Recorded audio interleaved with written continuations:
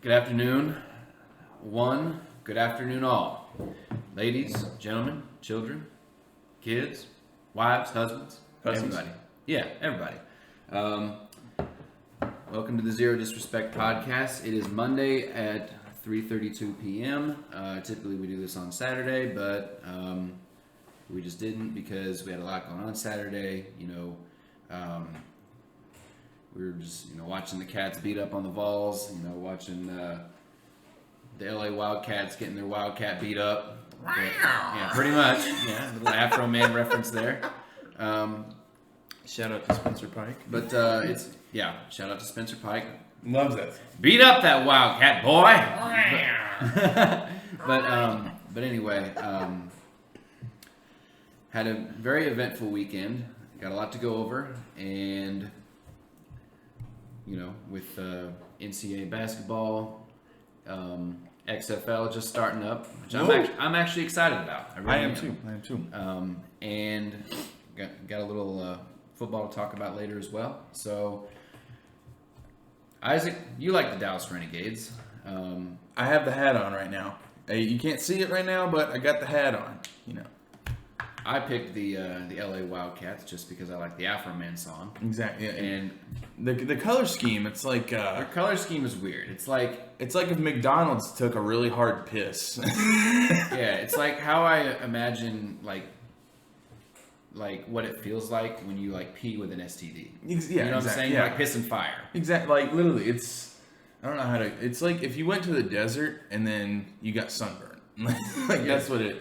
So. It's like if the Calgary Flames had a football team, that's like what their color scheme would be. Exactly. Yeah. For those of you that don't know what the Calgary Flames look like, go look it up. If Arizona State was more tan. Yeah. Exactly. Sun Devil got himself a little tan. So.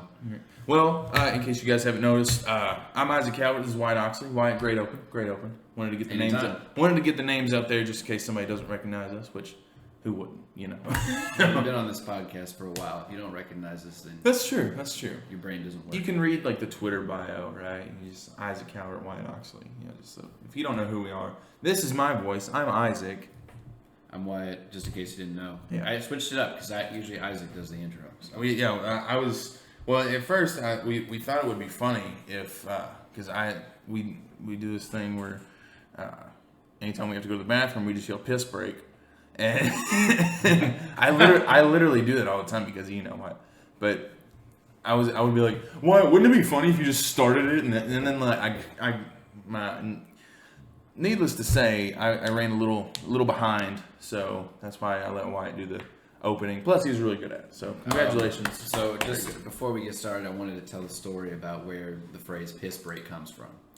So, I think it was December 2012. It was the year of the apocalypse by the Mayans.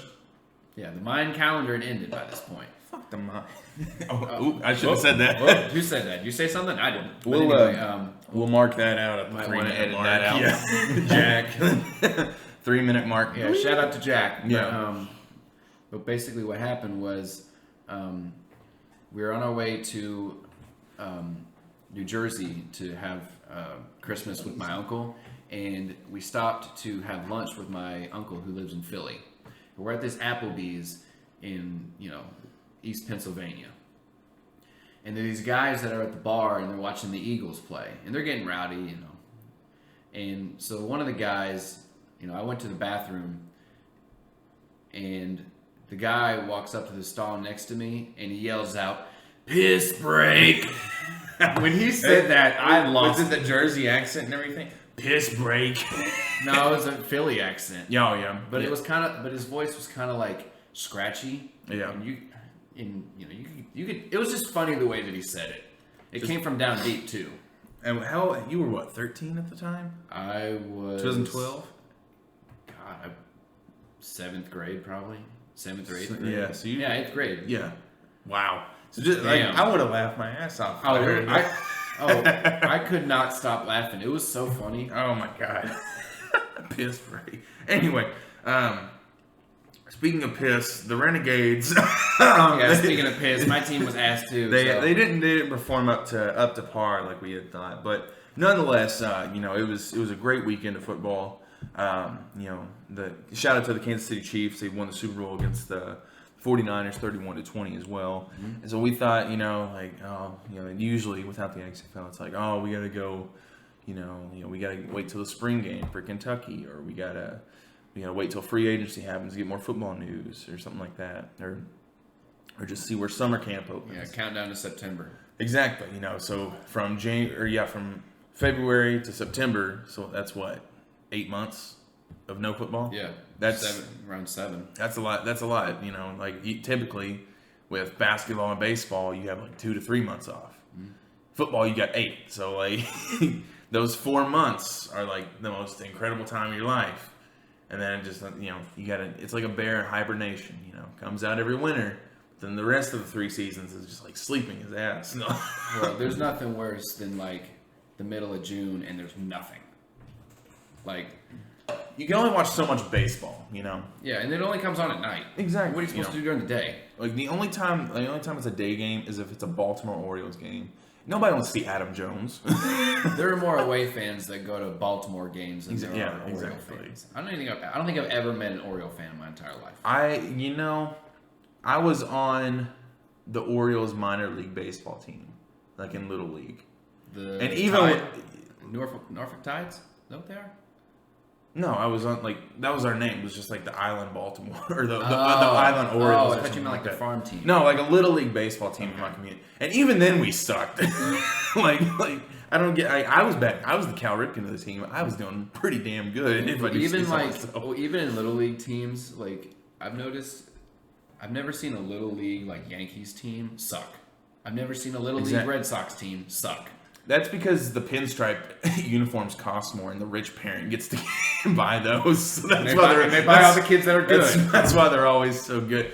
They're going to the highest bidder. That's what it is. Those damn kids. Little Jimmy, freaking southpaw, 100-mile-per-hour curveball. Yeah, and he's 10 years old. Yeah, exactly. So it's like Rookie of the Year. It's insane. But anyway, let's talk about the XFL real quick, just because. We have spring football now. In 1 hour, the XFL made more money than the entire AAF did in their one horrendous season, right? So they made more money. It's backed by a multi-billionaire. Oliver Luck is a billionaire, and he's the CEO, I think, if I'm not mistaken. He's the president. That's what he is. He's the president of the XFL, and McMahon's the he's the founder. Yeah. So, and he's back. He put $500 million in. Just boom. I'm putting this in. So he's wanting a lot out of this. Well, I'll say this: they did a really good job marketing. Yes, the XFL, because they started talking about it. What, 16 or 17? 2017. So, I remember the announcement. It was 2018. 2018. Yes, okay. I was a senior in high school. It's weird to say. 2 years ago, I was a senior in high school. Oh, try being. Yeah, 3. So, but I was a senior in high school. I was working on a paper for my one of my college classes at the time, and then I got the announcement on Twitter that Vince McMahon was going to go live with a special announcement, in 10 minutes. So, about 10 minutes, I turn on the announcement. I see the XFL is being, it's being recreated. Different way, different ownership, different rules. And I'm like, oh my God, like, come on. Why are you spending money on this? Like, just, was there a need? Not really. But, he listened to the fans. And 2 years of hard work, and the opening weekend, it couldn't have been a better success, if I do say so myself. They didn't pack out the stadiums, but they came pretty close. It got a lot of viewership on the TV networks like Fox and ESPN. I was surprised that they were even able to get the time slots for ESPN and exactly. Fox. Yeah, because it's the heat of the NBA season right now. Baseball is fixing to kick off. And now we have this too, it's college basketball Saturday. Exactly. That was what really surprised me. Yeah, exactly. And during halftime, I switched the Kentucky game to the football game for a little bit, and then we watched. I think the first drive that DC had, I think, and it was just something that the kickoff rule, where they both stand. and they wait for the returner to catch it and run. Like I love it. It's gonna be a lot of stuff the NFL takes. Like I think the NFL will take a lot of stuff from the XFL here not next year or 2 years from now, but here I think they'll allow refs to be mic'd up and stuff. I think that would be huge for their product. So, what was your thoughts on the XFL this opening weekend? I didn't get to watch a whole lot of the games. I didn't get to watch the LA game. Was it Saturday or I think it was on Saturday. They played. They played Saturday. They played against the Roughnecks. Yeah, they got kicked around pretty good too. But yes. I did get to watch the Seattle DC game, and Seattle had some really good receivers. Austin Kroll, that's who it was. We were talking about. I think he's like number 13. Yeah, he's good. He He's is a little really slot receiver. He's not very big, but the defenders had no answer for him. Oh yeah, no. But and then their quarterback. At the same time, the Dragons didn't have an answer for Cardale Jones or the offense of Washington D.C. Yeah, no. Like D.C. is a good team. I think they have John Toth, the center that played at Kentucky. Yes, yep. They do. John Toth is arguably one of the best centers to ever play here, but Drake Jackson. Take notes, buddy. Well, but yeah, like I thought it was a good weekend, and I'm gonna try to watch more of it as I can, as much of it as I can. What about you? I mean, personally, I didn't get to watch very much of it yesterday because I had a lot of work to do. Yeah, personally, I love the product. I think it's gonna be an immensely huge success for ESPN, Fox, and WWE for that matter. Just because Vince McMahon's the owner of both XFL and WWE. It's not a product of WWE, but still, it'll bring a lot of revenue to that. And for Vince McMahon, the dude is he is legit like a great businessman. Like this dude knows how to make money. He knows how to give an audience, entertainment and stuff. And spring football, everybody thinks won't last. However, I mean, if this opening weekend sets the precedent for future for the future of the XFL, then I think it's gonna be great. And the playoff that they have is interesting. So it's the top two teams in the West Division and the East Division. It's like the college football playoff. Just those top four teams, they face each other, and then the winner of the West and the winner of the East meet in their Super Bowl per se. Back then, they called it the $1 million championship game. So wait, it's everyone makes the playoffs? No. So if you're the top two teams in each division, so there's two divisions, 4 teams. So if you're in the top 2, you go to the playoffs. Now, if you're in the bottom 2 on each division, so basically, if you're 5th to 8th place, you're done. But that's not counting division though. So, but I like the playoff method, and it's just 2 weeks. It's simple. There's no Pro Bowl or anything like that. So that's always really nice. But what about the? I was just thinking, the NFL's never really had like a farm system. You know how they have like the G League and NBA, and then you have minor leagues in baseball. Yeah. Because is this kind of the makings of a minor league? It can be, but I don't think it's supposed to be. Mm-hmm. So, like obviously, for instance, Austin McGinnis, former Kentucky kicker, now on the Dallas Renegades, right? He got a lot of eyes on him. I remember when they were talking about the game, Pat McAfee was talking. He was talking how the Bears gave him a tryout, right? And it's back when Cody Parkey was the double doink, so they needed a new kicker bad. And last season he had a tryout and he didn't quite cut it, but he went 4 for 4 when he was in the AAF and on field goals, and he's went 3 for 3 so far. So I mean, he's obviously got a leg on him. We've known that for a while, and I think I don't know why he's not on an NFL team per se, but they do have contracts with the XFL. So like I think you do have to play the rest of this season, Now, next season, I'm not for sure. That might be a little different, but I'm pretty sure you can play in the NFL. Does the XFL have a draft, like a formal draft? Well, that's the thing. I don't know. They did. They drafted players who were either free agents in the NFL and put their names in the drawing, or just college players that went undrafted. The players themselves had to declare for the XFL draft. I think I could be wrong on that, but I know Landry Jones was the first pick overall. Mm-hmm. He went to obviously the Renegades, and I think the Defenders had the second pick Cardale Jones. So, and I think Truesdale went third. I think for the Dragons. I'm pretty sure they drafted a wide receiver first, which I thought was interesting. But yeah, it was just. I mean, they have that draft. However, I don't think it's gonna be a minor league. I think it's its own thing. Back then it was kind of competing with the NFL, and that's why it didn't last very well. Yeah, very long. I would not want to see it.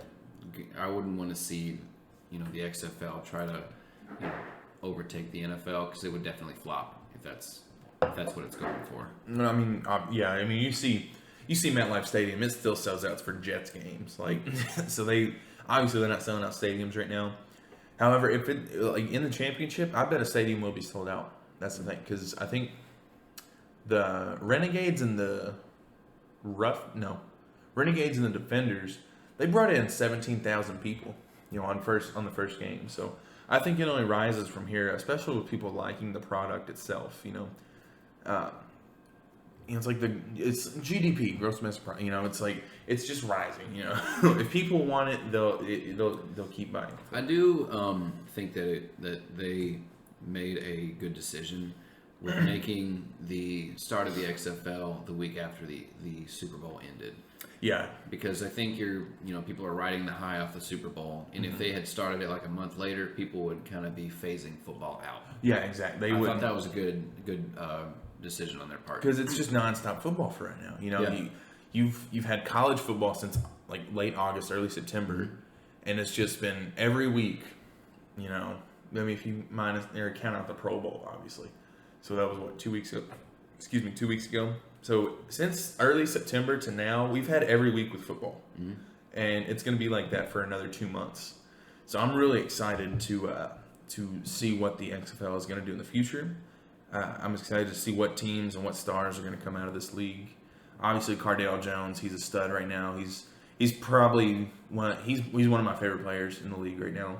I really liked him at Ohio State. You being an Ohio State fan must have a lot of appreciation for him as well. Well, I remember the run that he had when they won the national championship in 2014.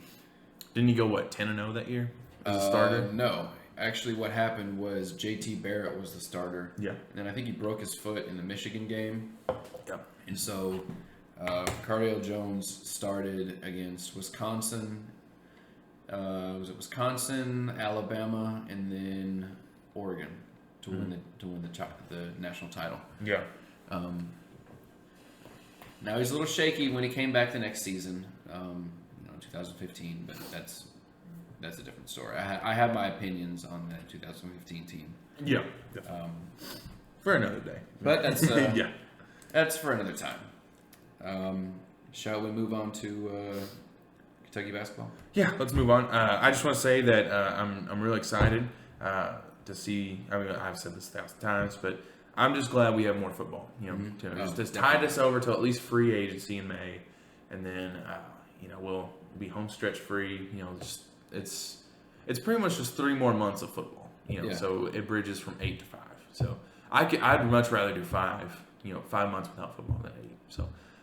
Very proud of the XFL. I've already got my Renegades hat on. I've been repping that all weekend. So can't wait to see Landry Jones come back too. So and shout out to all the head coaches too. They all did phenomenal. I mean, unless you're a Vipers fan, but Vipers or the Renegades. Tampa Bay, in my opinion, is a hockey town. They're not a football or a baseball town. No, they are not. Well, baseball sort of. So they're on the rise with baseball. They're getting a little. The Rays aren't. I don't think they're consistent enough. Yeah, exactly. The Lightning consistently make the playoffs every year. We'll take the Lightning. Buccaneers suck. They do suck. They do suck a lot. But yeah, let's move on to Kentucky basketball. Just wanted to get that out there. If you're not watching the XFL, watch it. It's on every Saturday, Sunday, and occasional Thursday. So it's really good football and really good product if you like sports. Beat up the Wildcat. See, like that's the thing. Like, speaking of the Wildcats, so Wyatt, we were talking about this before the podcast aired, and and we're on a delay right now, right? So it's 3:52. Podcast will probably be up later tonight, probably tomorrow morning, something like that. And some time for Vanderbilt tomorrow. Yeah, we'll get it right before the Vanderbilt game, without a doubt. So, and we'll give predictions on that here in a second. Yep. But we want to talk about the schedule that we've had so far. Now, preseason, we both picked them to go 24-5. We knew this was a young team coming in. We knew we were facing some pretty tough opponents. I had them pegged at 26-5 because I played 31. 20. Yes, that's what I meant. 26-5. Excuse me.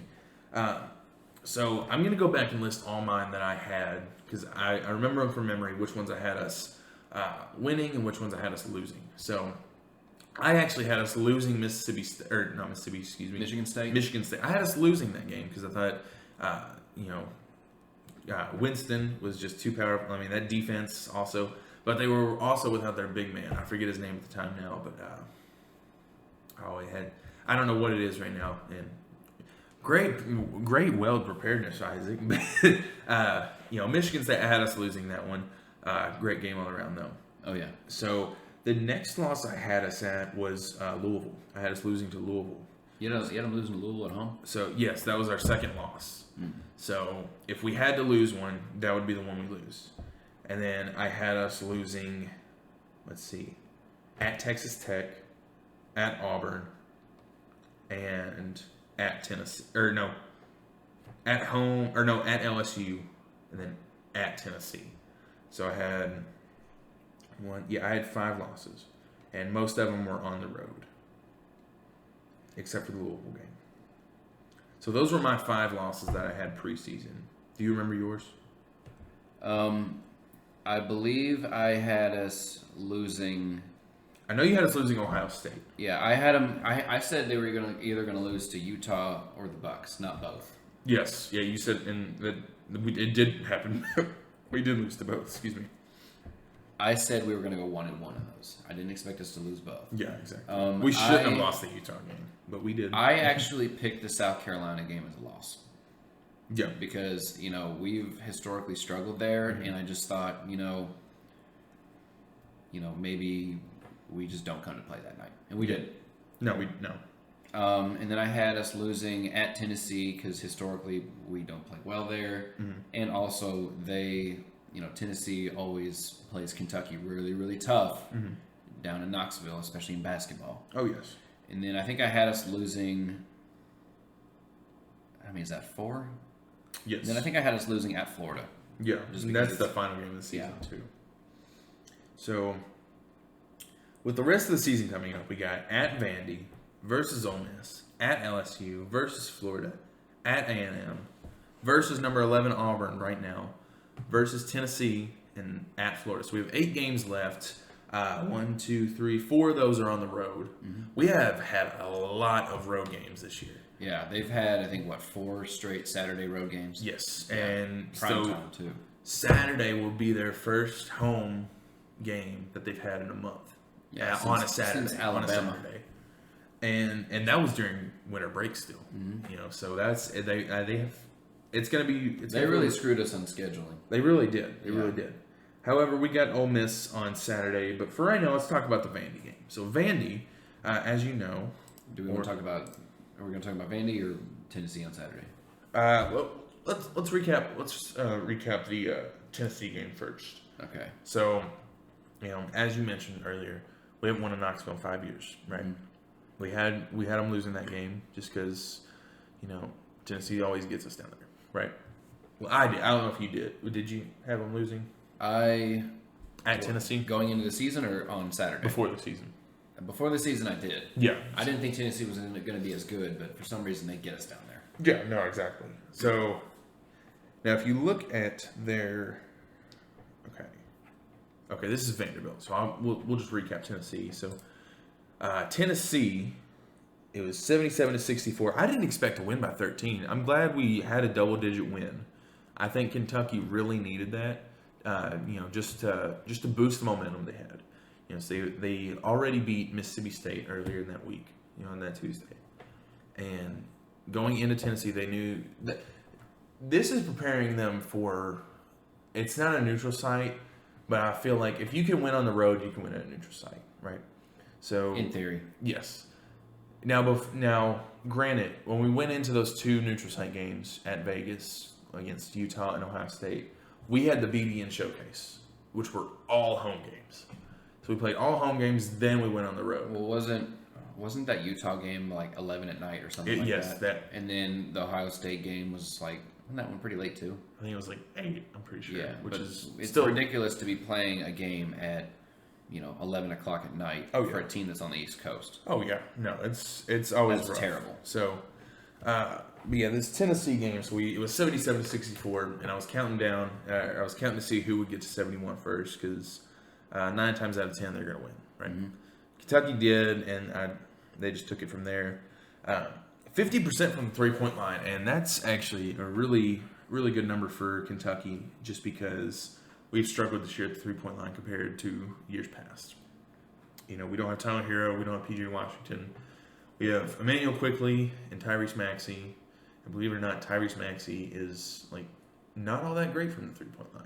He's decent, but I actually think this year's team is better at shooting threes than last year. Oh, and I know. I feel like you don't think so. No. I feel like when it comes down to it, I feel like this team they'll make it when it counts. I think this team is more clutch than last team. Mm-hmm. That's what I mean. Yeah. Now, granted, last year we kind of put teams away as well.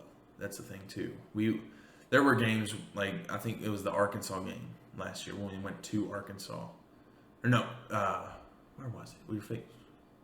Was it Arkansas? We didn't play Arkansas there last year. I thought Arkansas was here last year. Missouri, that's what it was. Missouri. We played at Missouri last year. I remember that game. I remember because that was the game that I nailed the plus minus too. Yeah.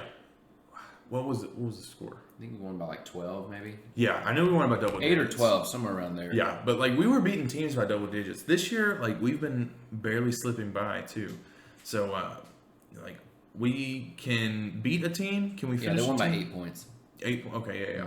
So, but yeah, I mean, we had 54.3% from the field goal percentage, 14 turnovers, and we still won by 13 points. So I don't know if that's because we are executing on defense or if Tennessee is just that bad. Could be a little bit of both. But we did out-rebound them, and that's the key to winning every game. The ball shot, they were, 2 for 16 from 3? And they were only shooting 33%, I think. Yeah, no, they shot 27 on the night, so. Yeah, it was not good for the Vols. Yeah. What I'll say is I would compare this game to the game that they had at home against Georgia last month. Yeah. Where, Kentucky, I never thought at any point that they were going to lose. Yeah, no. They controlled the pace of the game, and they stayed, and their lead stayed around 5 to 10 points throughout the game. Yeah. Tennessee never cracked it within 5 points. But as I was sitting there watching this game, I never once thought that they were going to lose. There have been times this season, where I was like, oh, they might actually lose, like the Auburn game or the Texas Tech game. Yeah. Games like that, where I was like, shit, they might actually lose. Yeah, exactly. Or, the other team might actually come back. I never really felt that at all when they were playing the Vols last Saturday. Yeah. Because, Tennessee could not make any threes. And, Fulkerson is their best player, and he's an... I had words to say about Fulkerson. Fulkerson has the most evil face I've ever seen. They are not... I will have to tell you after the podcast, but they might get me fired from a future job. So I'm not going to say them right now. It's nothing, Fulkerson is an idiot. Yeah, exactly. I don't know. He arguably, I think, has the most hittable face in college basketball since Grayson Allen. He reminded me a lot of Grayson Allen. And I was watching the game with Jack, and he mentioned that, and I didn't think of it. And then I saw all his flops, and then like him just trying, he like throwing fits the whole game. Reminded me a lot of Grayson Allen. Grayson Allen is my least favorite college basketball player Ever? ever. Yeah, he's up there with me too. I did not like him one bit. I didn't really like who was it? It was Marcus Page from North Carolina. I didn't like him either. I don't know. I don't know. He was cocky and he knew it.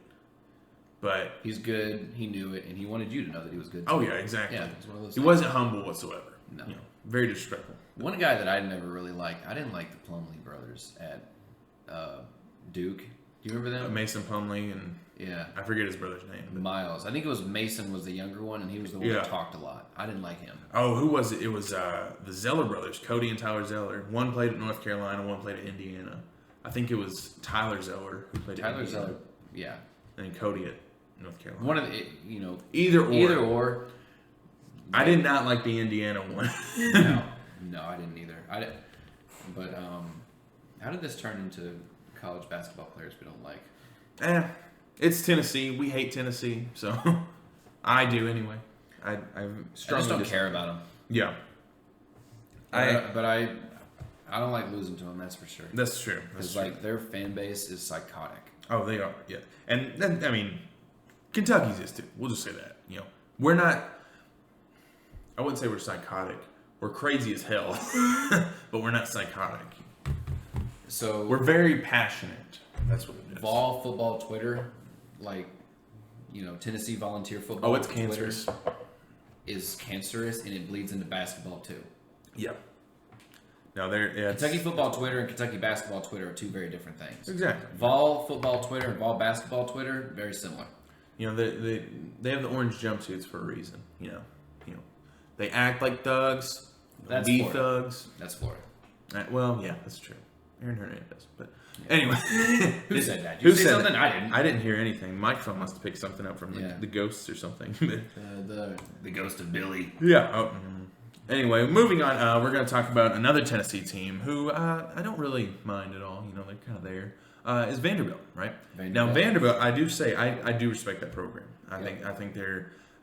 I think their fans are very classy too. Especially when we went to the Vandy. Oh, they were nice to us. Yeah, they were. But they didn't really have. I didn't have a reason to be mean either. Exactly. So. I mean, once they got those 2 touchdowns, they were like, suck it. No, I'm kidding. And then they like scored one offensive touchdown. And yeah, exactly. So, but yeah, moving on to Vanderbilt basketball.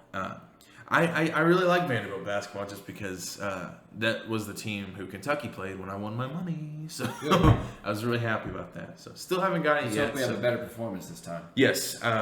You got to commend the performance from last game. Obviously, Vanderbilt had us by 9 at one point. Yep. And Kentucky came away with the win eventually.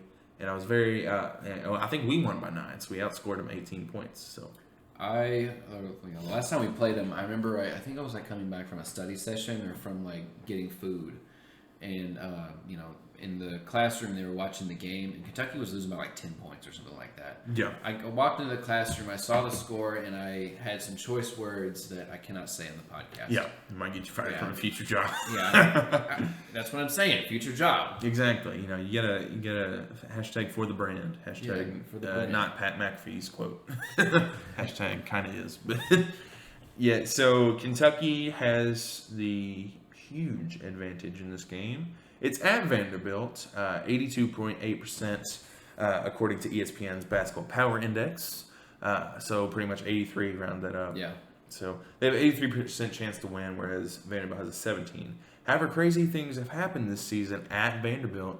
Vanderbilt actually got their first SEC win in 2 years against the top team in the SEC, Had it LSU. been 2 full calendar years? It's been since March of 2018. Okay, so they didn't make it to, full calendar years. Yeah, exactly. But still, it was like, I think it was 26 straight SEC losses. Yeah. Which is, that's awful. And that's crazy to think about because... And I think that's all due to their coaching staff, too. That's crazy to think about because, in the early years of the Cal era, Vanderbilt had good teams. They beat us our championship here in the SEC championship. Yeah, and, the year after that, they kept Kentucky from going to the tournament. Yeah. Because they beat us in the SEC tournament, and in my opinion, had Kentucky won that game or won another game, they might have made it to the tournament. Yeah, definitely. But you know, they've had some good players come through there too. Oh yeah, I remember. I think it Jared might have been- Culver.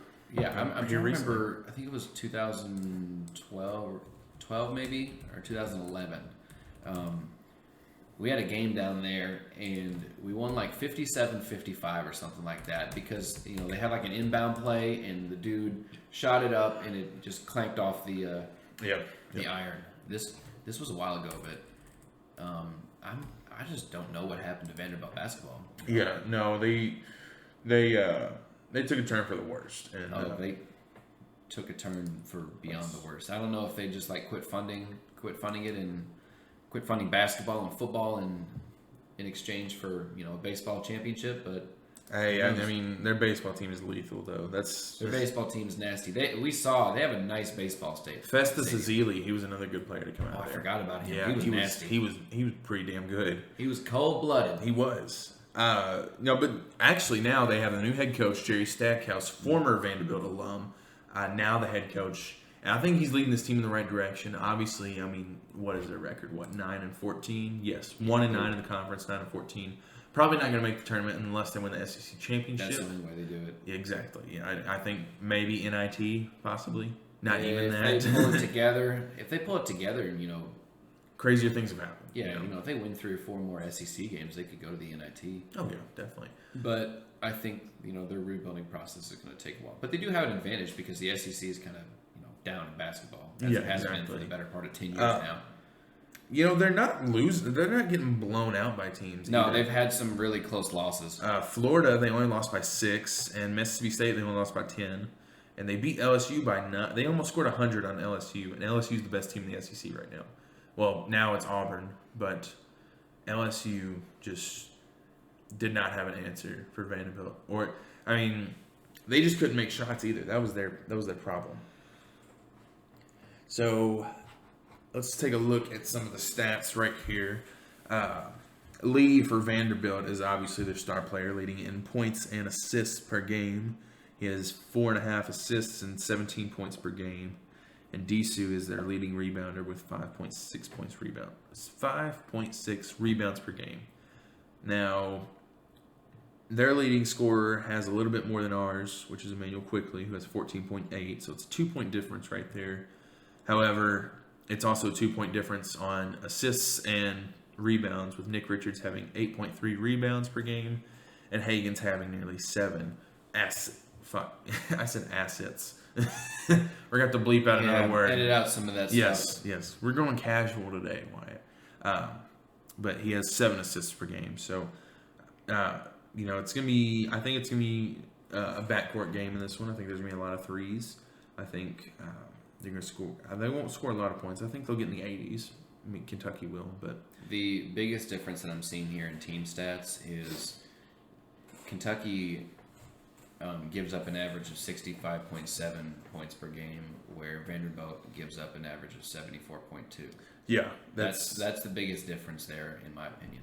we're out rebounding them. We're getting more assists, and we're getting a little bit more blocks, and they're getting a little bit more steals too. So, but clearly the advantage is in our hands because we're obviously scoring more than them as well. So, you know, our average game is 75 to 64 or 65. I mean, excuse me. So, Which makes sense. You know, didn't they just beat somebody 74-65 like a week ago or something? who? Kentucky? Yeah, I thought they did. 74-65. I'm not seeing it right now. We beat Vanderbilt 71-62. So Close enough. close. Yeah, exactly. So we're winning by an average of 9 points a game. yeah, exactly. And that's not a huge blowout like we're used to, which it doesn't have to be. You know, a win's a win. Yeah. You know, as long as you can finish out the game, that's all that matters. But it is frustrating when you're ahead by 18. And Exactly. Yeah. That's because they were beaten up pretty good on Mississippi State last week. Oh yeah, for real. And it ended up being an 8-point game. Mississippi State wasn't going to come back. Yeah. But, you do kind of want to get a blowout every once in a while, which Yeah. I think, do we want to go ahead and get to our predictions for the game? We'll go ahead and we'll do predictions. We'll do player of the game. We haven't done that here recently, so let's do player of the game. Last time I said player of the game, we lost a tournament game. I said Ashton Hagens was going to be the player of the game against Auburn.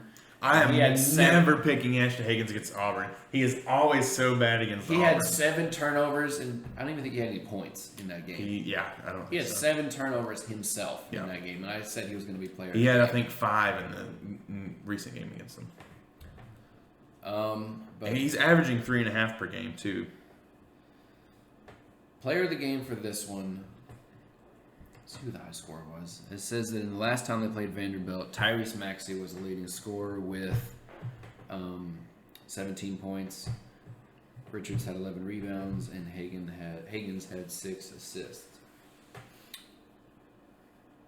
I'm gonna go with Nick Richards. Mm-hmm. I think that he's just his ability to just bully people, and he finally, as I've been saying all season, I don't know what clicked in him, but he finally has that killer instinct that he needs to have as a big man. Yeah. And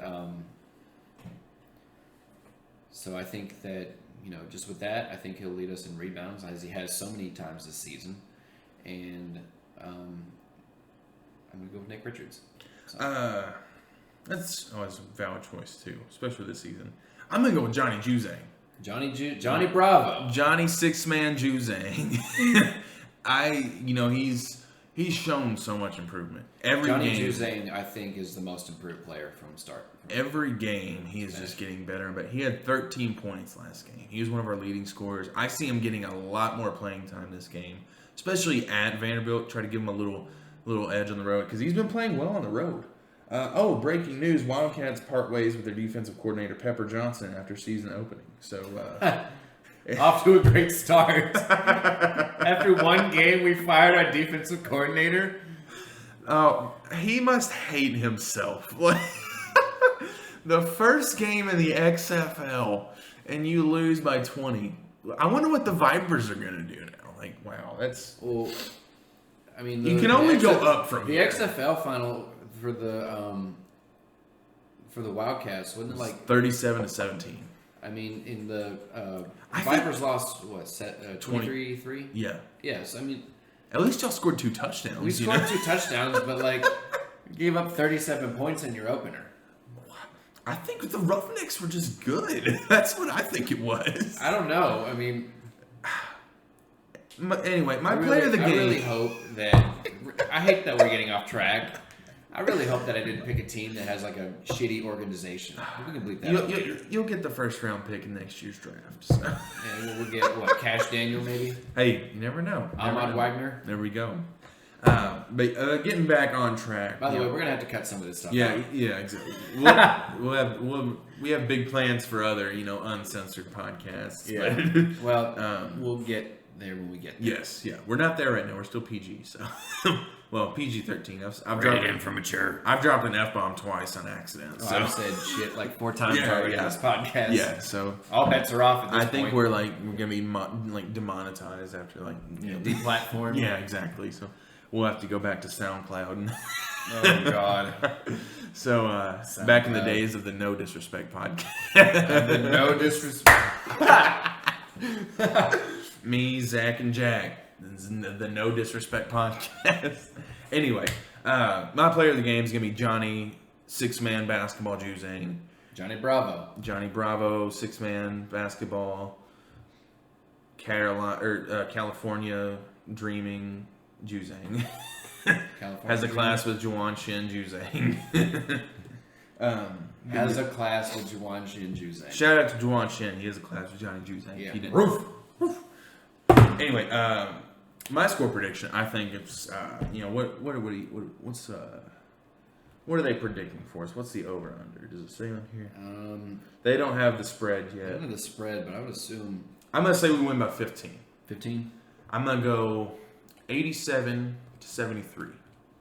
I think it's a high scoring game, and I think Johnny Juzang has a breakout game in this one.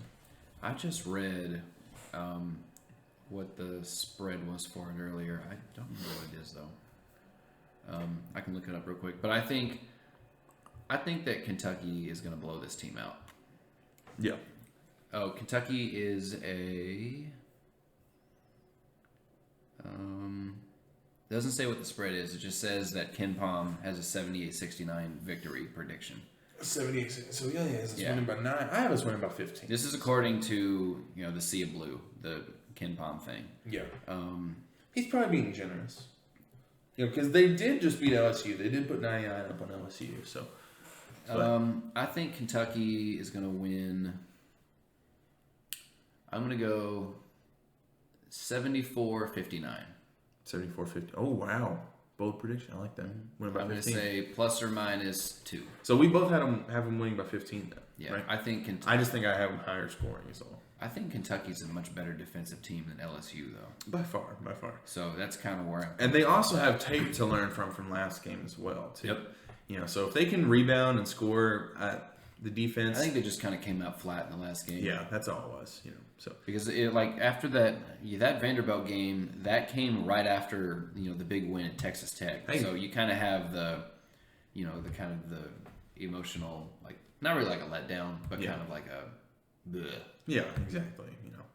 A sorrow game. Now, luckily, not really like a sorrow because they won, but it's kind of true. That's true. But like, luckily Vanderbilt is bleh, so you can kind of get away with being bleh for that's one the of first half. That was one of those games where it's like somebody just really needed to take a big dump and they're good. Yeah. like I think Nick Richards was hold on, go, and then go back out there. So we're turning into a PG podcast now. We're doing fart noises. Yeah. So, but Rated E10. Yes. So rated T for teen.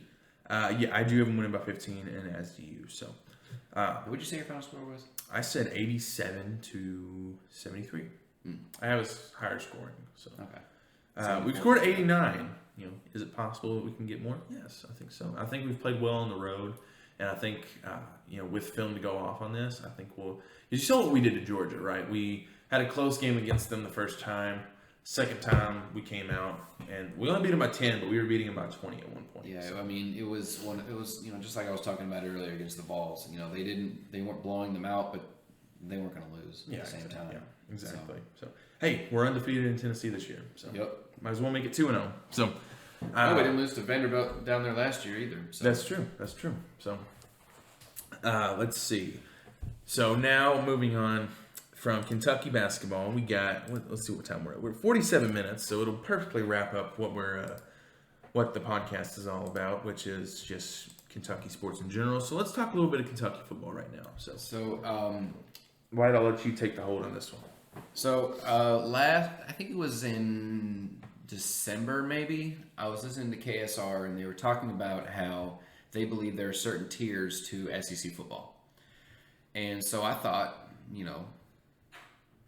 why not come up with our own tiers of what we think, SEC football can be? And we came up with 5 of them. And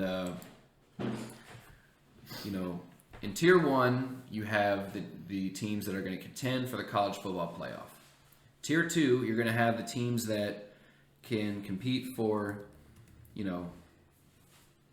SEC championships. And typically win, what would we say, between 8 and 10 games every year. Yeah. And very consistent teams. If the stars align, they could, go to the college football playoff, i.e. LSU. Yeah. This season. And then tier 3, you have kind of the teams that are going to consistently win between 7 and 9, usually finish second or third in their division. And, again, stars align, they could, possibly go to the SEC championship. Win the SEC, possibly go to the SEC championship, or, maybe even win it. And then tier 4, you kind of have your teams, the teams that are just exactly what I just said. Teams that, going to win around 6 to 7 each year. And then tier 5, just the suck fest. Yeah, pretty much who's getting the first round pick. If it were professional. If it was professional, who'd get the first round pick? If this were the XFL, who would be the Renegades, Vipers, Wildcats, and Dragons? Yeah, these are the tier 5 are teams that, when they have home games, they're more like away fans than theirs. That's true. Exactly. So, do we want to start from? Let's do first. We'll start from the first. We'll go down to the bottom because it's easier. Yeah. So, tier 1. Do you want me to go first? Yes. Right. Go We'll each say them back to back. So, and this is my opinion on these as of 2019, as it stands right now. These are totally biased. These are our opinions. These are not anywhere else. And no one's published these, so don't start hating on Paul Feinbaum or anything. Yep. Hate on us. Zero disrespect. So. Well, throw disrespect. You can, but you just don't be an asshole. All right? Yeah, exactly. All right. So tier 1, I had Alabama, LSU, and Georgia. Alabama, they went 10-2 last year, and they still considered that a failure, just because they didn't win their division. They lost to Auburn. They lost to LSU. 2 ranked teams. Yeah, 2 ranked teams. 2 teams that were really good, and then you had LSU, who, if you were to ask me this time last year, going into this season, I would have said they're tier 2, but because their stars aligned and they won the national championship, you got to put them at tier 1 for that. Oh, yeah. You can't snub them for that. The last one I put in here was Georgia, and you and I talked before the podcast. I can see Georgia slipping from tier 1 to tier 2. Yeah, yeah. Because I think Georgia is, they're losing a lot after this season, and I think that they're kind of, they might have hit their ceiling when they might have hit their ceiling, I think, when they lost that college football playoff championship game to Alabama. Like, that was their one chance to do it, and they couldn't do it. Their biggest weakness is losing their offensive threats. Jamar Chase, Justin Jefferson, Joey Football, Joe Burrow. They're losing a lot of key offensive Actually, they did weapons. get Jamar Chase back. Oh, did they get him LSU back? did. Yeah, okay, they did. Well, that's good. That's good. Yeah. They have at least a wide receiver 1 right there, with Jefferson leaving and stuff. So let me just look up all the rankings. I had the same things as you, by the way. I had Auburn, Georgia, LSU. So I have Auburn, Alabama, just because Nick Saban, their recruiting class is insane, as usual. Do I count them as a number 1 team yet? I don't know. I do definitely think they're in the top 4. And Georgia, you mean? playoffs. No, Alabama. Oh, Alabama? Yeah. Georgia, on the other hand, I could see them, losing to an unranked South Carolina team again next year. Yeah. However, they do have the number 1 class. They do have the number 1 class. But it's really They got a hard to lot to win with a replace. lot of freshmen in football. So, Yep. and LSU, obviously, just because of Ed Ogregon and the offensive staff, too. And, their defense was really good as well, too. Their defense got a lot better as the Yes. season went on. And I don't see that stopping anytime soon. The only problem I see with LSU, and I was telling you about this, they're at a 0.5 right now. Uh-huh. So on a scale from 0 to 1, right, they're a 0.5. And you round that up to the tier 1 spot instead of the second tier. If they were 0.4, they'd be in the second tier, and then I'd probably replace them with Auburn. So, but I'll start off with the second tier. I have Auburn and Florida. Florida is always a powerhouse. They always will be, it seems like. Auburn, they have sophomore Bo Nix. Their defense has improved tremendously. I think they got some more offensive weapons coming in, recruiting. And, they took down good teams last year. And they only lost to ranked teams as well. So it's going to be really hard to stop this team, I think. And I do think they could make the SEC championship out of the West. So whether that means taking down Alabama in one game this season, or just having the tiebreaker over them, who knows? So, but I do think those two can definitely make noise here in their respective divisions in the SEC. So, go ahead. I had in tier 2, I had Florida and Auburn as well. Unpopular opinion, I think Florida should be the favorite to win the SEC East next year. Mm-hmm. I hate that because University of Florida can burn in hell. Yeah. But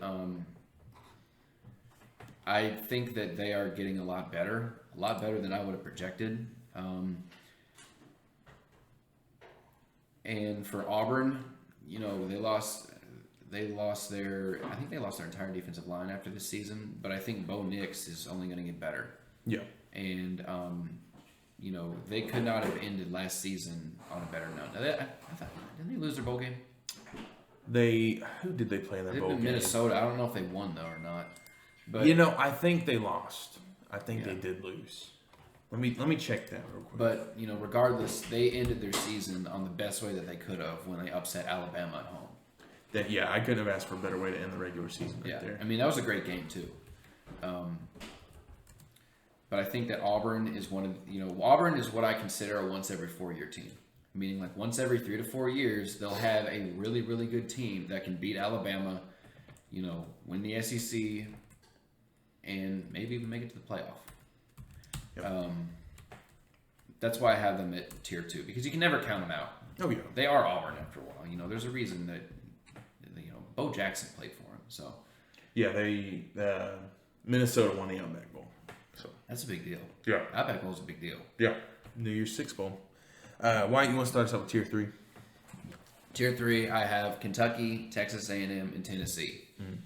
So, tier 3, in my opinion, is teams that are going to win, anywhere between 7 and 9 games every year, make it to decent bowls, and if the stars align, they might be able to win their division. Yeah. Kentucky has been there we've won at least 7 games 4 years in a row, and the talent that Kentucky brings in and just the level that we've been playing at, it would be hard for me to put them anywhere else. Yeah. I think that Kentucky is definitely above tier 4, right? Oh, by far. I'd put them closer to second tier than I would fourth tier. What I do want to, what will be tough for them to move into, let me start over. I'll say it's going to be tough to move from tier 3 to tier 2, just because, consistently winning 9 or 10 games every year is hard. Yeah. It's hard, and especially when you have Georgia and Florida in your division, and with the balls getting better, it's going to be hard. Yeah. So, but I think Kentucky's definitely in the right place. Texas A&M, they got a good recruiting class coming in. They got a great coach, Jimbo Fisher. But, we mentioned 3 of the teams on their schedule are tier 1 and 2. Oh, yeah. Alabama, LSU, and Auburn. It's going to be tough for them. This is a big year for Texas A&M. Oh, yeah, definitely. And then the Vols, I think the Vols are getting better. I'm not buying the Vol hype train. But I don't think they're tier 4 either. I think that, I think they're good where they're at. Yeah. I think if the stars aligned in Knoxville, then maybe they could pull out the East. They haven't done it since I was in the 3rd grade, but, weirder things have happened. Oh, yeah. What do you think? Okay, so I have, in the 3rd tier, I have Kentucky, Texas A&M, Tennessee, and I have a 4th one in there. We usually, you had 3. We usually have had the same so far. I'm going to add Arkansas in the 3rd tier. Arkansas is a dark horse in the SEC this year, just because, their defense is getting a lot better, I think. It's going to be much, much improved next season, I think, along with the addition of Felipe Franks, a healthy Felipe Franks at that. And who was their quarterback last year? Anyone that they could pick up off the side of the road, pretty much. Exactly. So if you give Arkansas a quarterback, they could put up numbers. They have the 11th ranked recruiting class in the SEC right now. Don't have any 5 stars right now. However, they have a lot of talent on their team already, and I see them. I can see them getting a really good bowl game. I don't think they were going to win the SEC. Go to the SEC or win their division. Not even close. No, you still got to get past Auburn, LSU, and Alabama. But I do think Arkansas. They are a dark horse, and they should be a team to look out for in the future. Tennessee, like you said, they're on the rise as usual. I don't buy into the hype train either. I think I can never buy into Tennessee just because they're just not good. Yeah, exactly. Kentucky, we might be biased on this one. We typically are, just because it's a Kentucky podcast. However, we compared to 2 seasons ago, we had an off year, and the stars are aligning for us. If Terry doesn't get hurt, the Eastern Michigan game, I think we beat Florida. I do too. And I don't think we lose to Mississippi State or South Carolina either. No, so we only lose 2 games that year? Yeah, probably 2 or 3 at most. Yeah, exactly. So I think Kentucky definitely has, and it's his senior season, so this is his final shot. Yep. He's had a second chance with Last Chance U, and he's finally getting redemption for when he lost last season. So we got a lot of good young recruits. The big blue wall is back, minus Logan Stenberg, but we got some good pieces coming in. It's for that. still like even the young guys that didn't play very much, they're all good. And you mentioned it, I think, here recently. We were just talking, shooting the crap, and you said UK has something that we haven't ever had. That's depth at every position, especially defense. Yes, like DeAndre Square could get hurt. We could have a redshirt freshman come in, Marquez Bembry, exactly, and just like demolish it. If need be. I pray that doesn't happen. Knock on wood. So we don't need any more injuries. DeAndre Square's probably my favorite on the defense. Honestly, he's just lethal. I think I really like DeAndre Square, but my favorite is just Chris Oates. Just flies. Yeah. No, there was one play I think in the Louisville game where the ball was on the right side of the field. They ran a toss play to the left, and he ran from left side of the field all the way to the right, and he hit Javion Hawkins and knocked him down for I remember that 4-yard loss. I also have Texas A&M for the same reasons you had. Yep. I just think they do play a tough schedule every year. They're a team that could either be ranked in the top 10 or very unranked.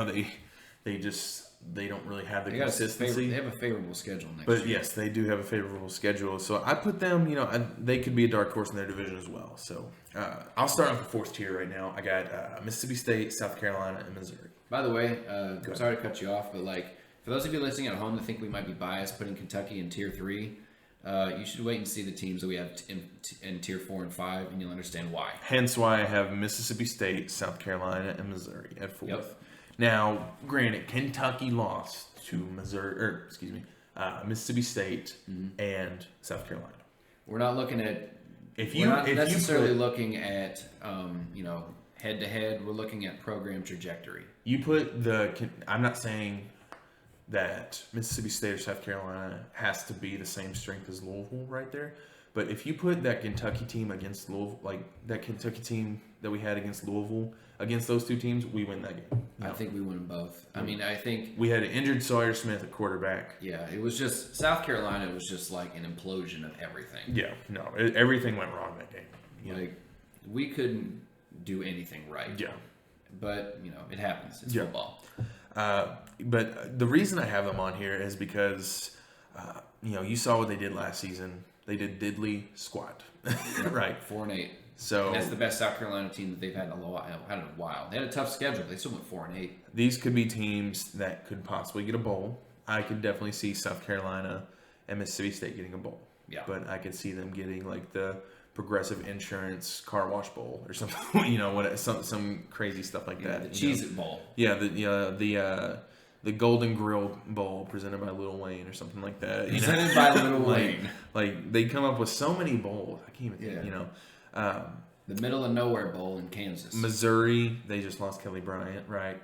So, I'm not for sure on that. I'm pretty sure he was just a senior transfer, right? Yeah, grad transfer. So, so he's done. I don't know who their new quarterback is, or their. I think they got some. I think they either got a transfer or a grad transfer, like dual threat guy. But I don't see them moving anytime soon. I mean, I think they're falling off. Yeah, I nearly put them in 5th tier, but I'm still kind of hopeful for Missouri. Unless they play Kentucky, then I don't want them to get demolished, obviously. But I'm still hopeful for Missouri. I do think that the pinnacle has not fallen yet. I do think that Missouri, shows some hope. Along with Mississippi State and South Carolina, obviously. Seeing what South Carolina did to Georgia last year kind of gave them hope. Didn't really go throughout the rest of the season. No. But needless to say, these teams can make a bowl game. So, Wyatt, who you got for 4th tier? 4th tier, I got Arkansas, South Carolina, Mississippi State, and Missouri. Wait, repeat that one more time. Sorry. Arkansas, South Carolina, Mississippi State, and Missouri. Okay. I literally just switched Missouri back into tier 4 like 30 seconds ago. Yeah. I think Missouri is on the cusp of tier 5. Yeah, I think so too. Yeah, I think they're rounded up. I'm giving them the benefit of the doubt and putting them in 4. Yeah. But I think they're on the same level as Arkansas. I think Arkansas, well, I'll start with Arkansas. Arkansas is kind of like, Arkansas does have a tradition of football. Yeah. People don't understand. Darren McFadden. Yeah. I think, especially because their coach is putting together a really good staff, I think that they could, I don't think they'll be good next year, but you give them a couple years and they'll be back in a bowl. One prediction I have on Arkansas is a bold prediction. You ready for this? Yes, sir. So Saturday, October 31st, they have the Tennessee Vols at home. Arkansas is winning. Arkansas. All right. Arkansas is taking. You heard it here first. Here, you want to say it closer into the mic? Yeah, Arkansas is taking down the Vols on October 31st. Halloween special. Yeah. Hey, Felipe Franks never lost a start to the Vols. That's true. That's true. Oh, I don't think he's going to do it again this year. I don't think so either. So, sorry about the mic there. I kind of messed that up a little bit. But, so Tier 5, who you got, Wyatt? We both have the same thing. We both have the same. Well, I was going to get to South Carolina. Oh yeah, go ahead. I'm sorry. South Carolina, I think. I've never bought South Carolina hype. I don't think anyone should. Unless it's women's basketball, then you can buy the hype. Oh yeah, of course. But Muschamp is good at recruiting talent, but he's not good at developing it. Mm-hmm. You saw in the Super Bowl, what was it? Deebo Samuel. Mm-hmm. Deebo Samuel's a beast, and so is Brian Edwards. Brian Edwards, one of their wide receivers this season, he'll definitely get drafted high. Oh yeah, he's a good player. Definitely. But I'm not buying it. Yeah, South Carolina, I think they're on the slide. Mississippi State, been sliding back too, and they just got a new coach, and he's switching up to the air raid offense. It's going to take a couple years for them to get the guys that they need, and that's why I have them at 4. Missouri, you had a grad transfer at Kelly Bryant as your quarterback. This was supposed to be your year, with all the hype going in, and you couldn't do anything with it. Yeah. Did he win the national championship? No, but he took him to the playoff. That's what I thought. I knew he played against Alabama. That was Tua's game, wasn't it? Yeah, I think so. And then Deshaun Watson came the next year, right? I don't think so. Was it? No, it was Deshaun Watson, Kelly Bryant, Trevor Lawrence. That's right. So they lost. This was in 2017, so my freshman year. So they lost that They lost year. They lost to Alabama that year. Yes, and then Clemson beat. Okay, yeah, Yep. yeah. So, and then their coach is a dork. Like I don't know if you saw the video, but like he's literally jumping up and down and yelling when they got a 3-star commit. Like, get out of here. Oh, that was yes. That's what over that was. A 3-star? Yeah, it was a 3-star commit, and he's like jumping up and down like he just beat Alabama or something like that. Oh my! I watched that video. I didn't know it was a 3-star though. I thought it was like a 4 or a 5. No, they only had one 4-star in the last class, and he was like, flipping a word that I can't say on the podcast because we're trying to get hired one day because they got a 3-star commit. Like, come on. Well, do we want to get to the suck fest now? Yeah, Tier 5 suck fest. We both have Ole Miss and Vanderbilt. Yeah, Ole Miss and Vanderbilt. We'll sum this up in 2 words. You suck. Yeah, you suck. They have 0 5-star commits and 0 4-star commits. Well, they're just not good. I mean, Danny Clark, who was one of our quarterbacks, he committed there from JUCO. Yeah. No, it's not good. It's not good in Nashville. The only good thing about Vanderbilt football is that they sell beer at their games. Yeah. It's not good. Ole Miss, this one, I was tempted to put this one in 4 just because they do have a good quarterback, but as far as the state of their program, suckfest. I mean, here's what you need to know about Ole Miss football is, go watch the last 20 seconds of their last game against Mississippi State. That's all you need to know about Ole Miss football. The dog piss. The wet dog. Yeah. You've seen what happened in the Egg Bowl, so.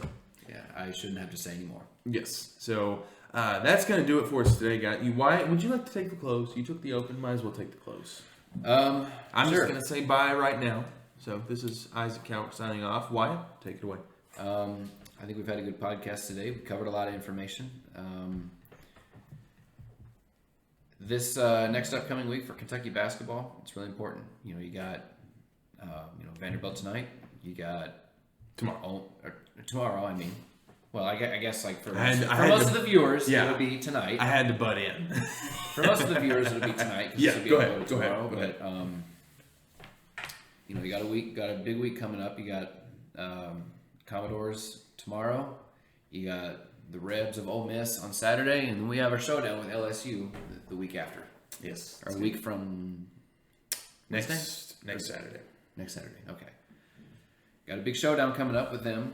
XFL is just starting to pick up steam, and we got a big week coming up.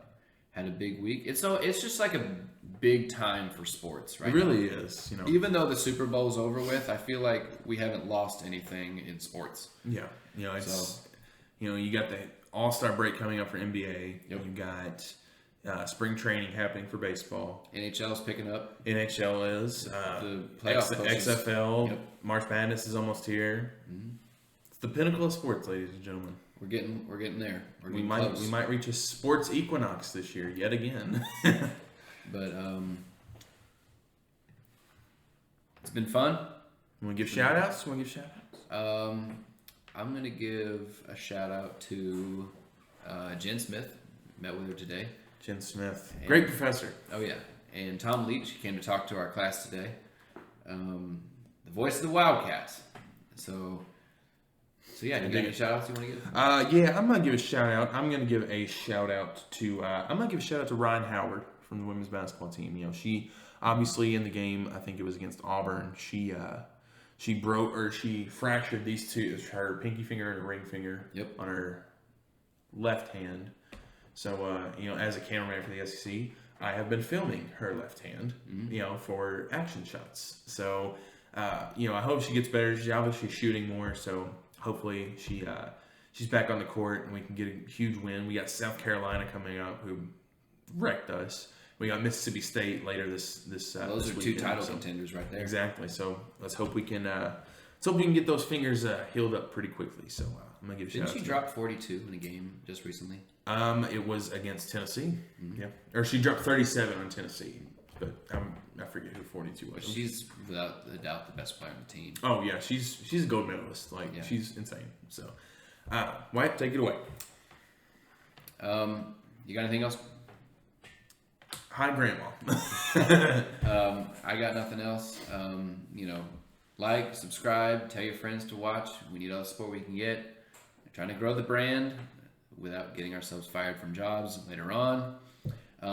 We've been talking about starting up another podcast where we just kind of shoot the shit back and forth. Mm-hmm. Not really much of sports. Just not really life. Just funny stories. Funny stories.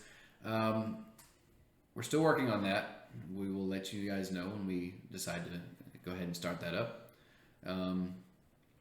But anyway, that's all I got. Roof. Go Big Blue.